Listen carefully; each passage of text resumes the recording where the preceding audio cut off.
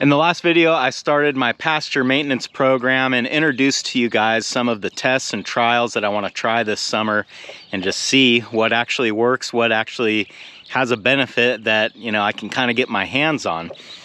So to start that process, I aerated a few of these pastures, and today I'm going to apply some Redmond SR50. Not only will I be applying the SR50 today for the first time, but I will also be using this Tractor Supply spreader for the first time. This has been sitting in my shop for almost a year now, and I finally get to put it to the test. Applying the Redmond SR50 to this 6-acre pasture and then another little 2-acre pasture, probably not going to take me all day. So I'm not really sure where this video is going to go once we get done with that, but let's get done with that and then see where it goes. That's what's going on today on Farmertylerranch.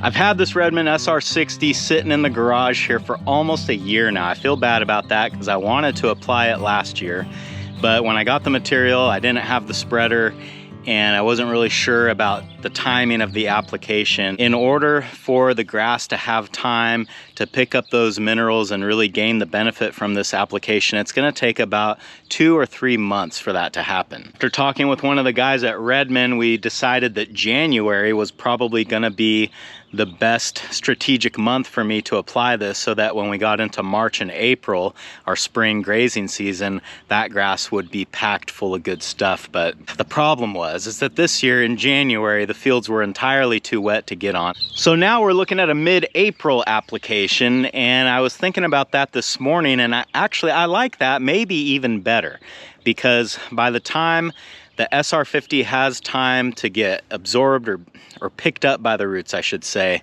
we're gonna be going right into breeding season, and that is a time when nutritional requirements are very important, because we want these cows not only cycling, but we want them to be able to maintain that pregnancy once they do get bred. The rate of application that I'm going for is 200 pounds per acre. My big challenge with this is that since I've never used this spreader before, getting it calibrated and dialed in to put out that rate is what I'm a little bit concerned about. I've got an idea how we can sort of test our calibration, and I guess we just got to do it. It's a little more coarse than I thought it would be. So we got a mostly full bucket here. I'd say we're about 2 inches from the top. Oh, come on.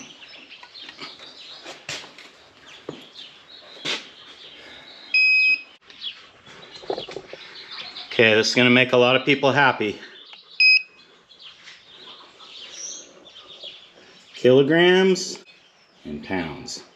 So one bucket's about 56 pounds, and I figured with the application that I'm doing and with the way the checks are laid out in my field, I need 150 pounds per check.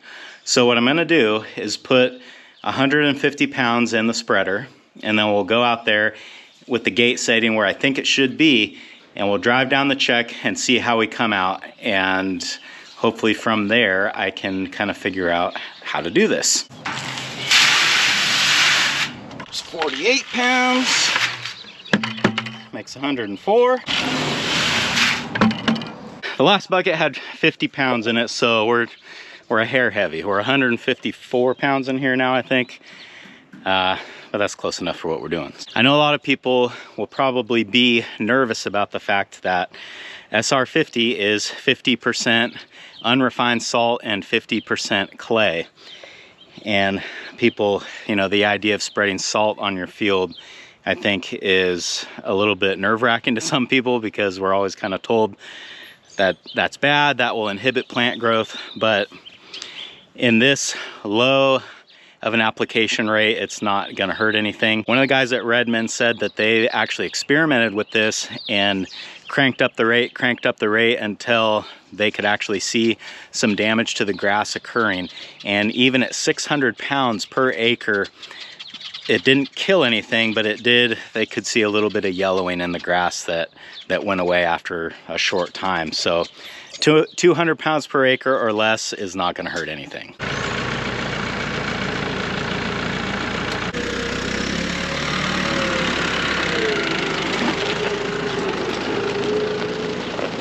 So the way this spreader works is there's a little gate here in the side, and the material will just fall down onto this dish while it's spinning, and it throws it out there. The bad part about that is that this material is flowing all the time, whether you're stopped, whether you're going. So you really need to maintain a constant and steady speed at all times for your application to come out right. I feel like this first pass is gonna be a huge learning curve for me. I'm gonna try the gate at around the number 3 setting, and I'm not really sure what the width is gonna be. My goal is to try to control that with the RPMs of the tractor and hopefully just get from a levee to the fence. And if we can just do that, and we'll see where we end up down at the end. 1, 2, 3, 4.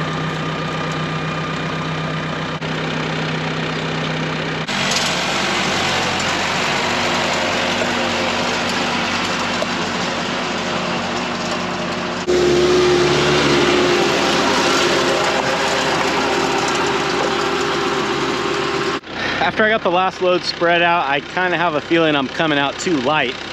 So I think I'm gonna open this up one more notch, but also it seemed like the spreader was favoring one side, so I've adjusted the little flipper paddles down here on the disc, and hopefully that'll sort of even out my application a little bit. There's 4 paddles here, so on 2 of them, I move them over that way so they have more of a hook, and that should kind of help it favor this side a little bit more.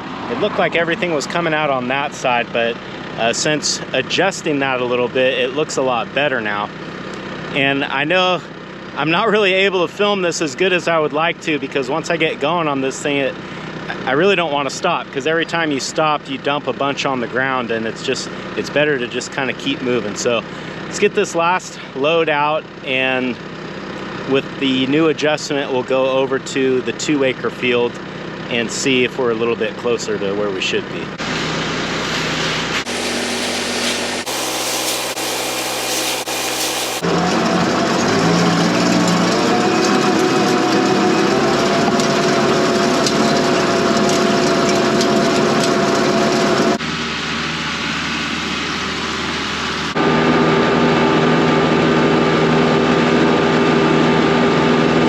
Now we're out here in the small pasture where I aerated this very aggressively.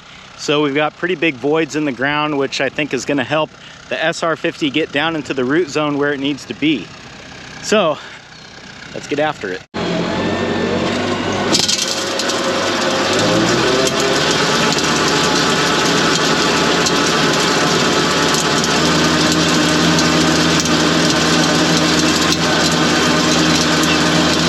I went back over the part of the field that I knew I was light on, so I think we're pretty close now. It's not perfect, but we do have 1,600 pounds of SR50 on 8 acres, so it might vary a little bit, but if you average it out, it's 200 pounds per acre. Now I want to thoroughly wash this spreader because of the salty material we just ran through it. If I just leave it sit there, it's bound to rot through this thing. So we're going to clean this up, and then we'll move on to the next thing.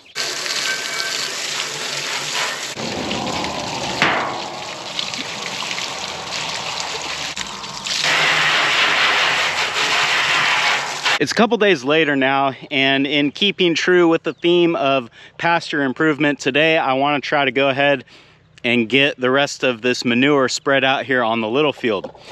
A lot of you guys warned me or told me that putting the wood chips out there before they're fully decomposed was probably not a great idea, because they would actually take nitrogen away from the grass.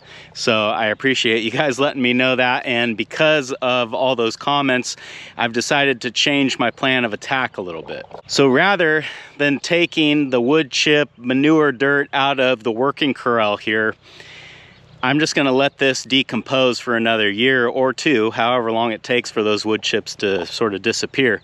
And maybe it'll be next year that we spread this particular material out on the pasture. This year, however, I'm gonna pull out of the little pile of manure that I made last year when I was cleaning out the little corral. But before I start doing that, I'm gonna scrape a little bit more manure out of the little corral here, just because I can see that this needs to be done and may as well do it now. That will break it up and make it a lot easier to load into the spreader, but I think it's also going to make it spread better because it'll be more of a fine consistency.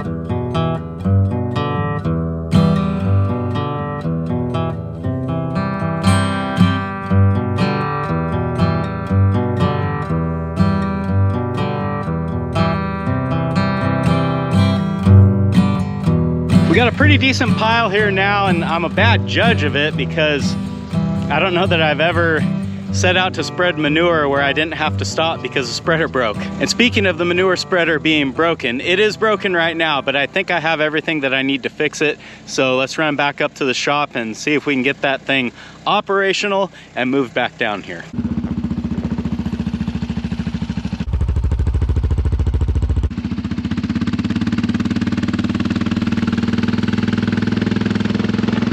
Back over here at the shop, and there's a couple things that need to be addressed on the manure spreader before we can take it over and put it to work. And if you can hear something in the background, it's the rice farmer across the street. They're putting fertilizer down, so that's what you're hearing right now. Either issue with the spreader should be that big of a deal. First, we broke this chain the last time I was using it, so I just got to throw a new chain on there, which I happen to have, so that's no big deal. And then up here on the tongue of the spreader, I noticed that it's starting to crack. So while I've got the welder in the back of the truck, it's real convenient. I can just lay a bead down over that crack and we should be good to go. I'll be the first to admit that these detachable link chains, I do not have much experience with them. And I'm only doing this in the way that I assume is correct, but I really don't know. I didn't do any kind of research to figure out the right way to do this, but I kind of feel like it's one of those things where as long as you accomplish what you set out to do, you did it right. It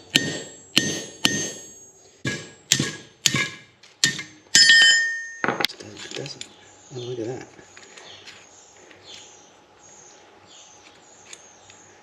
Would it have done that the whole time? I don't know. I did it. Still kind of questioning how exactly, so it slides. Okay. Well, we got it broke. Let's see if we can put it back together.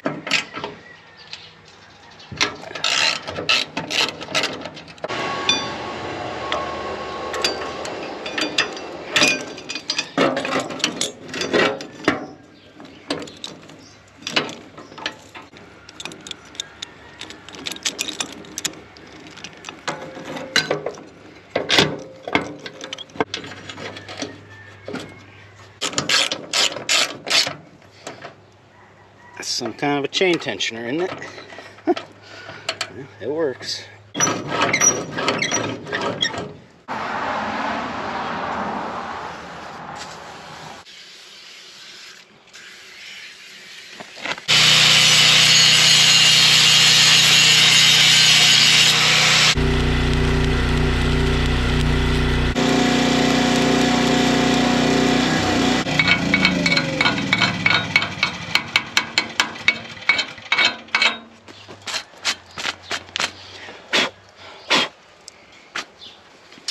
Well, it's not the prettiest, but it ought to work.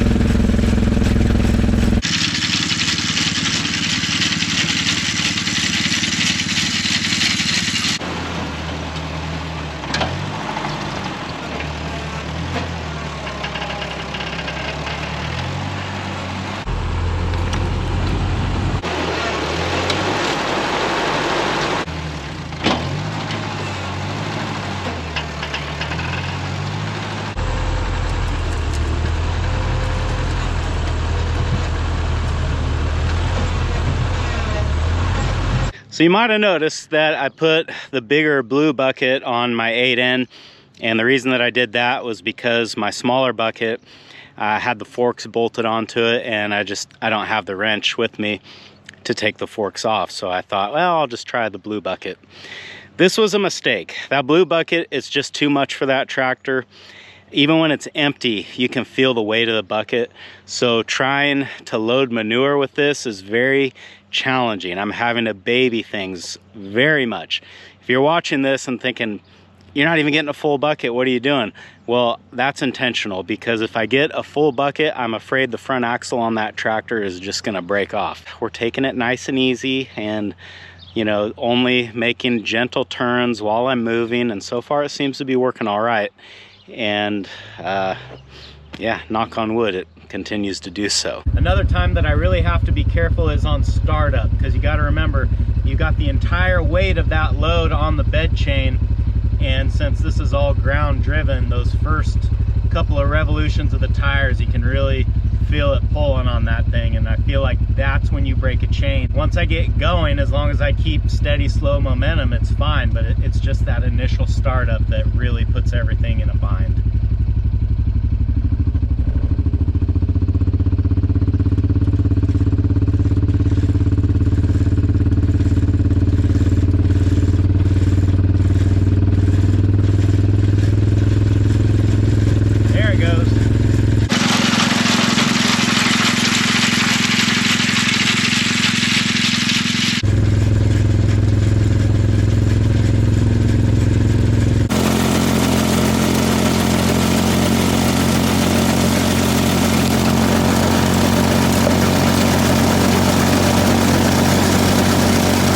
I'm happy to report that my antique equipment performed great today.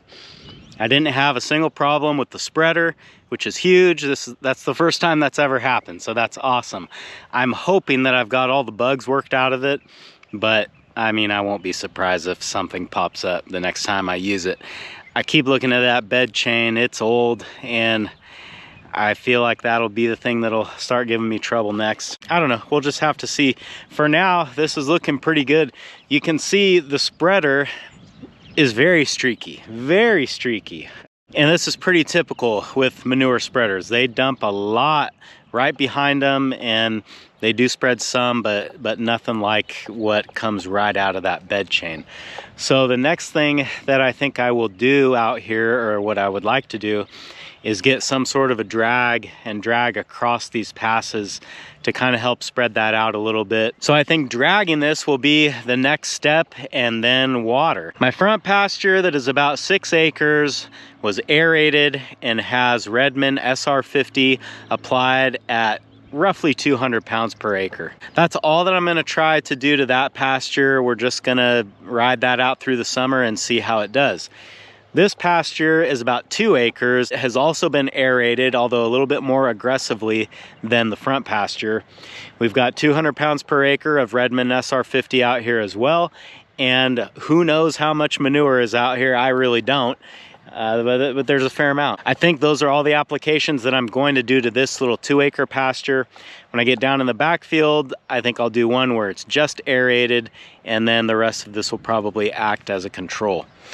I was talking with one of the guys at Redmond, and I think what we're gonna do here in a couple of months is take a leaf, I think of it as a leaf sample, but really it's like a grass sample, and send those off to a lab and do an analysis on them to see what difference the Redmond SR50 has actually made. So that way it's not just me kind of, yeah, I think it's better, or I can't tell. This way we'll actually have real numbers to look at, and we'll actually be able to see what's going on. Well, it was certainly a lot of pasture work for one day. Hopefully it pays off. Thanks for hanging out with me today, guys, and I hope I'll see you again on Farmer Tyler Ranch.